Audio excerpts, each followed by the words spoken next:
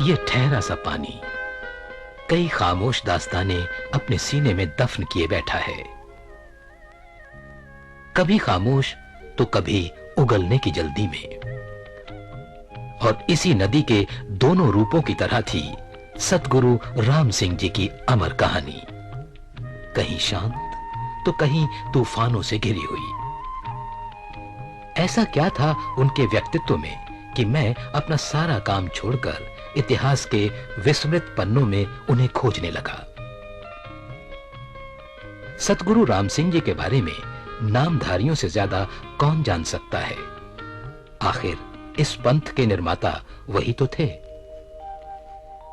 पर सवाल यह उठता है कि कितना जानता था मैं इन नामधारियों के बारे में?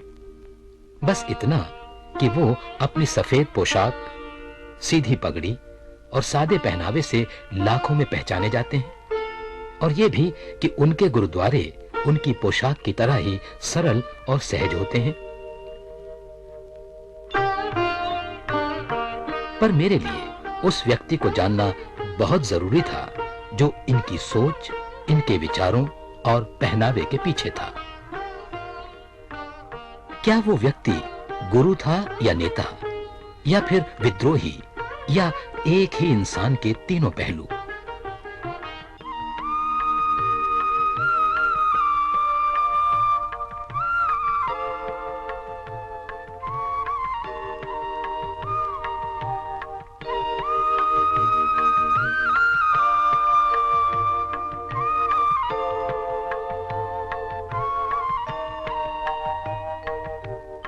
बहुत जद्दोजहद और मशक्कत के बाद आखिर मैंने सतगुरु राम सिंह जी का पुश्तैनी मकान ढूंढ ही निकाला।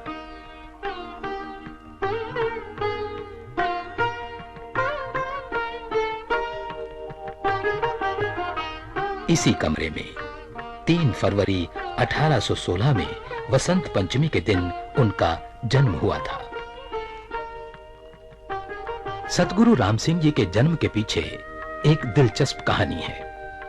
कहा जाता है कि माता सदा कौर ने जन्म के समय शिशु के बदले एक बेजान मांस के टुकड़े को जन्म दिया था, जो दाई की मदद से फौरन दफना दिया गया था। पर पिता जस्सा और दाई की खुशी का ठिकाना न रहा जब उन्होंने माता सदा की गोद में एक हंसता मुस्कुराता बालक पाया। यही बालक आगे चलकर सतगुरु राम सिंह जी के नाम से जाना गया।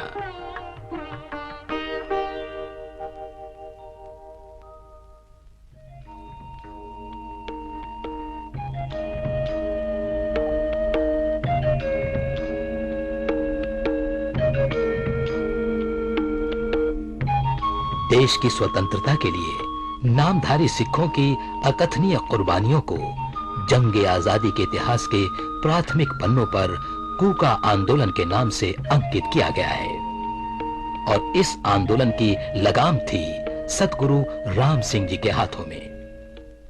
श्री सतगुरु राम सिंह जी ने कूका आंदोलन 12 अप्रैल 1857 ईस्वी को बैसाखी वाले दिन श्री बैनी साहब से शुरू किया।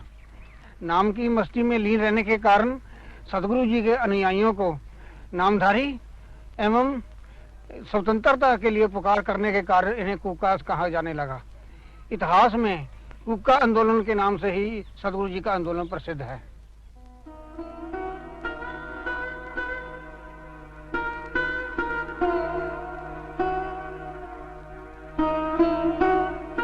राम सिंह जी ने बड़े ही दुखी मन से महाराजा रणजीत सिंह की फौज से अपना नाता तोड़ा था।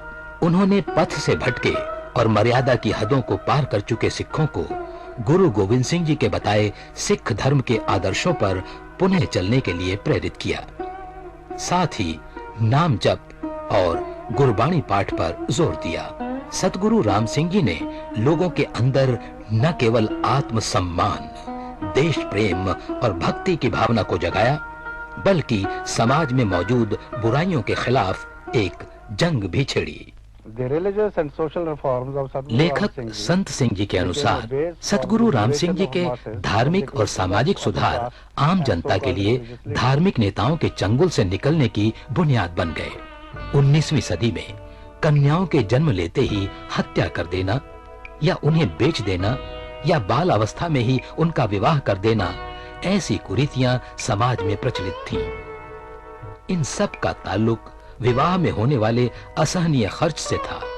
इसलिए सतगुरु राम सिंह जी ने 3 जून 1853 में 6 सामूहिक विवाह कराकर समाज में क्रांति ला दी और पुरुषों की तरह औरतों को भी अमृत छकाकर सिक्खी प्रदान की। The marriage ceremony started by Sadhguru Ram Singh Ji was the cheapest in the world. Setting aside the old सतगुरु राम सिंह जी द्वारा शुरू की गई विवाह पद्धति दुनिया में सबसे सस्ती थी और पुरानी परंपराओं और रूढ़ियों को दरकिनार करती थी। न कोई खर्च, न दहेज, बेकार के रीति रिवाजों और शाही खर्च पर प्रतिबंध। सतगुरु राम सिंह जी की बढ़ती लोकप्रियता से अंग्रेज चौकन्ना हो गए। उन्हें एहसास हो गया कि नामधारी पंथ केवल एक धार्मिक समूह नहीं, बल्कि सामाजिक और राजनैतिक इरादे पालने वाला वो तूफान है जिसको अगर फौरन न कुचला गया तो वो खतरनाक रूप ले सकता था। इसी संभावना के तहत 3 जुलाई 1863 को सतगुरु राम सिंह जी को भैणी साहब में नजरबंद कर दिया गया। अंग्रेजों ने भारत को गुलाम बनाने के लिए पाड़ो और राज करो की नीति पर आधार लिया। उन्होंने धर्म के चिन्ह पर और इकोनॉमी के चिन्ह पर लोगों को लड़ाया और गौ को अपना पक्ष बनाया। सतगुरु राम सिंह जी ने अंग्रेजों की पॉलिसी को समझा और उन्होंने अपना केंद्र बिंदु बनाया गौ और गरीब। श्री सतगुरु राम सिंह जी ने अंग्रेजों से आजादी पाने के लिए संगठित होकर लड़ने की नीति का प्रचार किया। इसलिए जब धर्म के नाम पर लोगों को लड़ाने तथा पराधीनता का एहसास दिलाने के लिए अंग्रेजों ने पंजाब में जगह जगह गाय के वध के लिए बूचड़खाने खोले तो नामधारी सिखों ने उसका प्रचंड विरोध किया। गौ भारत का धर्म चिन्ह है। भारत की संस्कृति में गौ को माता के समान पूजा जाता है। दूसरा, भारत कृषि प्रधान देश था और कृषि प्रधान देश में पशुधन की बहुत महत्व था। अंग्रेज एक तरफ तो ये चाहता था कि भारत को आर्थिक तौर से कमजोर किया जाए और दूसरा, धर्म के नाम पर लोगों को आपस में लड़ाया जाए। हिंदू, मुसलमानों और सिखों को आपस में लड़ाने के लिए उसने भारत के अलग अलग शहरों में बूचड़खाने खोले। थोड़े ही समय में लाखों की संख्या में लोग नामधारी बन गए। वो निर्भय होकर अंग्रेजों के विरुद्ध जोर जोर से चिल्लाने लगे, यानी कूके मारने लगे। इससे इतिहास में वो कूका के नाम से प्रसिद्ध हो गए।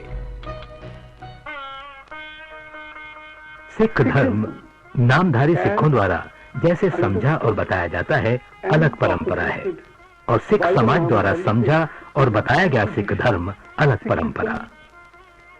Understood and propagated by the Singhs by different traditions.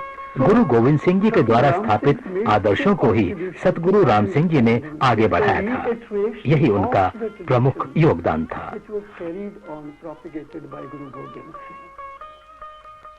Shri सतगुरु राम सिंह जी ने अंग्रेजी साम्राज्य के खिलाफ पंजाब में शांतिपूर्ण ढंग से असहयोग आंदोलन शुरू किया। स्वदेशी और असहयोग आंदोलन शुरू करने वाले भारत में सतगुरु राम सिंह जी पहले व्यक्ति थे जिन्होंने इसे राजनीतिक हथियार के रूप में इस्तेमाल किया। इंसाइक्लोपीडिया ऑफ ब्रिटेन का इस बात की पुष्टि करता है। Bhagat Singh and his associates वर सर्वप्रथम भगत सिंह और उनके साथियों ने नामधारी सिखों के योगदान की प्रशंसा की। मिसाल के लिए एक लेख में भगत सिंह कहते हैं, सतगुरु राम सिंह जी असहयोग आंदोलन के अग्रदूत थे। भारत में स्वदेशी आंदोलन के भी अग्रदूत वही थे। सबसे पहले उन्होंने ही इस आंदोलन का सूत्रपात किया, जिसे आगे चलकर महात्मा गांधी और अन्यों ने अपनाया। and it was picked up subsequently by Mahatma Gandhi and others.